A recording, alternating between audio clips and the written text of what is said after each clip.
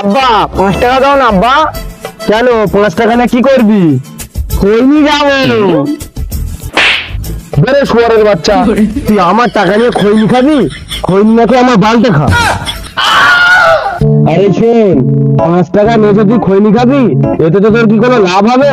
বরঞ্চ তোর ক্ষতি হবে। হ্যাঁ আব্বা, তুমি ঠিক বলেছো, খৈনি খেলে ক্ষতি হয়। এই তোর লজ্জা লাগে না বাপের টাকা নেশা করবি বলছিস? আর খৈনি খেলে কিডনি খারাপ হয়ে যায় আর গাল ফুটো হয়ে যায়। তুই কি চাস তোর গাল ফুটো হয়ে যাক? থেকে আব্বা 5 টাকাটা আমার দাও, আমি বিমল কিনে খাই।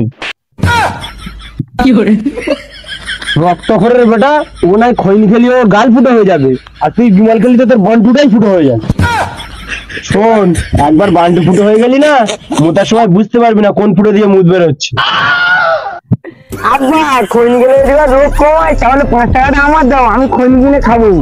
হ্যাঁ রে শুয়ারের বাচ্চারা, টাকা কি গাছে ফলে যে তোদের দুজনের দিয়ে নেশা করাবো? বেরো শুয়ারের বাচ্চা এখান থেকে, বেরো।